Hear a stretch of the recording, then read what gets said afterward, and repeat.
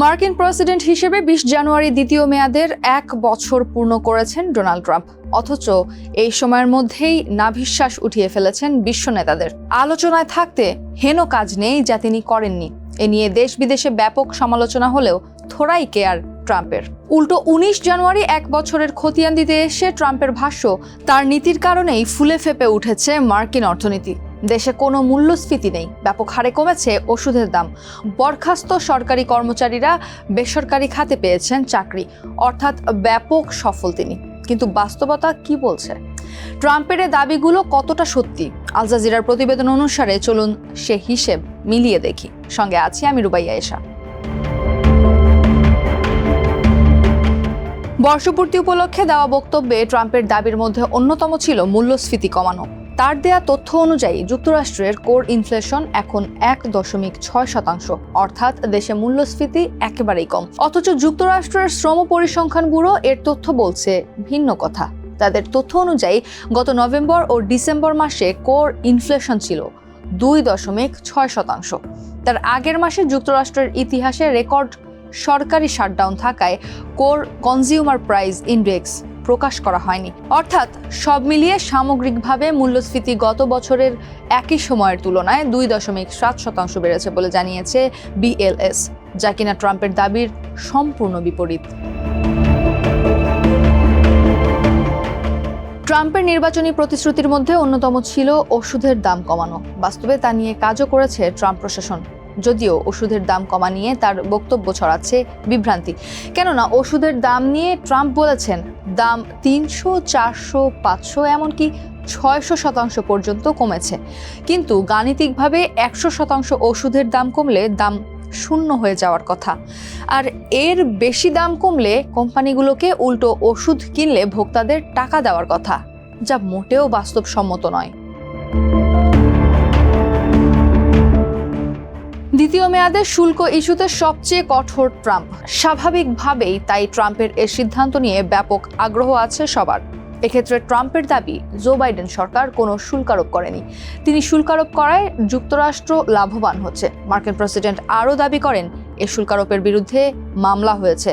আদালত একে অবৈধ ঘোষণা করলে যুক্তরাষ্ট্রকে সব টাকা ফেরত দিতে হবে। ট্রাম্পের দাবির বিপরীতে আল জাজিরার প্রতিবেদনে বলা হয়েছে, জো বাইডেন প্রশাসন ক্ষমতায় থাকাকালে শুল্ক আরোপ করেছে একাধিকবার। ২০২২ সালে ইউক্রেন রাশিয়ার আগ্রাসনের পর রুশ পণ্যে ৩৫% শুল্ক আরোপ করেন বাইডেন। ২০২৪ সালে কানাডার ওপর শুল্ক ৮.৫ থেকে বাড়িয়ে ১৪.৫% করেন তিনি।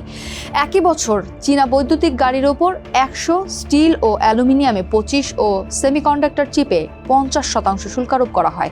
অন্যদিকে জারি সেক্রেটারি স্কট বেসেন্ট জানিয়েছেন, আদালতের রায় ট্রাম্পের বিপক্ষে গেলেও যুক্তরাষ্ট্রকে সব টাকা ফেরত দিতে হবে না। এক্ষেত্রে আদায় করা শুল্কের প্রায় অর্ধেক ফেরত দিতে পারে। তাছাড়া আদালত শুল্ক বাতিল করলেও ট্রাম্পের প্রশাসনের হাতে বিকল্প আইনি পথ খোলা থাকবে। তাই ট্রাম্পের সব টাকা ফেরত দেওয়ার ওই দাবি ধোপে টিকছে না। এই দফায় ক্ষমতায় এসেই সরকারি প্রতিষ্ঠানগুলোর ব্যয় হ্রাসের নামে ব্যাপক হারে কর্মী ছাঁটাই করেছেন ট্রাম্প। এ নিয়ে ব্যাপক সমালোচনাতেও দমে যাননি তিনি। অথচ বছর শেষে এখন ট্রাম্পের দাবি ২,৭০,০০০ সরকারি কর্মচারী বরখাস্ত হলেও তারা বেসরকারি খাতে চাকরি পেয়েছেন। কিন্তু BLS এর তথ্য বলছে, জানুয়ারি ২০২৫ থেকে ফেডারেল সরকারে ২,৭৭,০০০ চাকরি কমলেও এর বিপরীতে সরকারি খাতে সেই অর্থে চাকরি বাড়েনি। বিশেষ করে শুল্ক আরোপে ক্ষতিগ্রস্ত হয়েছে বহু শিল্প প্রতিষ্ঠান।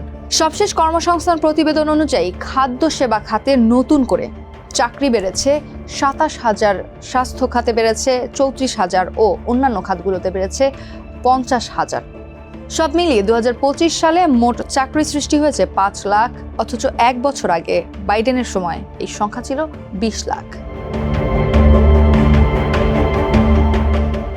গ্যাসের দাম নিয়ে ট্রাম্প দাবি করছেন, কিছু রাজ্যে গ্যাসের দাম এখন গ্যালন প্রতি $১.৯৯। অথচ আমেরিকান অটোমোবাইল অ্যাসোসিয়েশনের তথ্য অনুযায়ী গ্যাসের গড় দাম গ্যালন প্রতি $২.৮২। এর মধ্যে সবচেয়ে কম দাম ওকলাহোমায় $২.৩১। কাজেই ট্রাম্পের দাবি সত্য নয়। এর বাইরে ট্রাম্প দাবি করেছেন যুক্তরাষ্ট্রে এখন ইতিহাসের সবচেয়ে বেশি গাড়ি কারখানা হচ্ছে। এ ব্যাপারে অক্সফোর্ড ইকোনমিক্সের তথ্য বলছে, পরিবহন সম্পর্কিত কারখানার নির্মাণ ব্যয় 2024 সালে সর্বোচ্চ ছিল, এরপর কমতে শুরু করেছে। 2024 সালের এপ্রিলে এ খাতে বার্ষিক ব্যয় $16.6 বিলিয়ন থাকলেও বর্তমানে তা $14.4 বিলিয়ন নেমে এসেছে। তাছাড়া হুন্দাই ও স্টেলান্টিসের মতো কোম্পানি বিনিয়োগ বাড়ালেও এগুলো নতুন কারখানা নয়, বরং পুরনো কারখানার সম্প্রসারণ। অর্থাৎ মার্কিন অর্থনীতি নিয়ে ট্রাম্পের দাবিগুলো মূলত অতিরঞ্জিত ও মিথ্যা, যার সঙ্গে বাস্তবতার কোনো মিল নেই।